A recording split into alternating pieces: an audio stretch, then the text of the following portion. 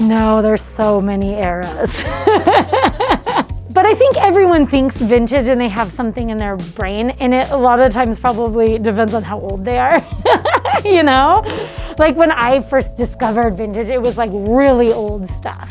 You know, I would go to like junk stores with my mom and find these like crazy old stained unwearable like tiny waitress dresses, and I would just buy them and hang them on my wall. Like in my brain that was vintage. We like to talk a lot about our theories. They're not really based in facts as much as they're based in experience, and isn't that how we get facts? But we have this theory that vintage and the popularity of eras, and I would call them decades, come in these 20-year cycles. So like, you know, we just entered a new 20 year. Now that we're in 2021, we are seeing the early 2000s become popular.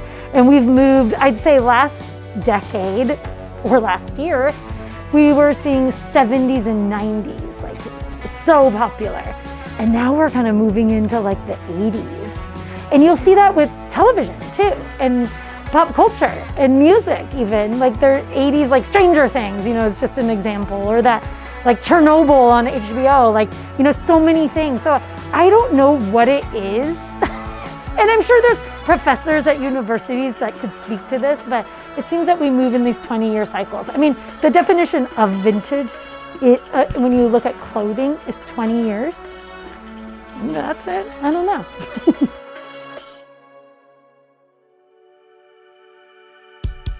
I think there's some eras where we are looking forward.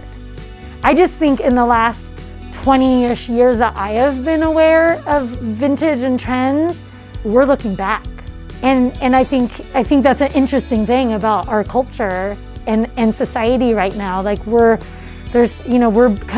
we find things nostalgic, but you know, the past was wrought with a lot of problems, and you'd like to think that we're getting better and better. But the stories that are always told are like, you know, the more privileged stories, so it feels nostalgic and happy, even though it's not.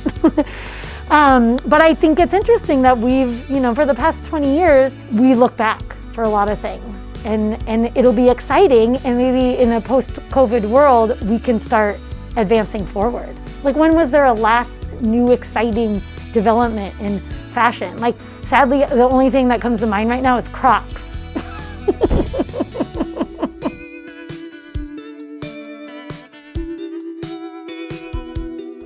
Oh gosh, it changes all the time. Oh gosh, oh man, I don't even know how to answer that because I like so many. But I do really love, like, you know, like the 60s, 70s, like outdoorsy, like going fishing, wearing plaid, like having a picnic, you know, like that kind of like wool, natural fiber look. And so maybe that's what we should talk about.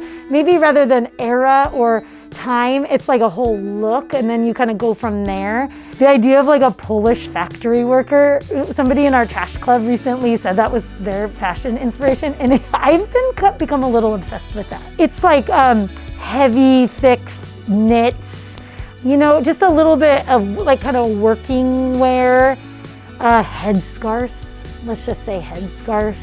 I mean, the 2000s are going to be harder and harder for me to stomach, but that's the thing. When you're a buyer for a store, some places are very, very focused on one trend, one look, one place to buy their stuff from, but we're not. We're kind of like, we like a lot of different things and a lot of different inspiration. I could tell you, I could list off the styles and the designs that I'm into, but on a personal level, I don't know. It kind of gets lost in there.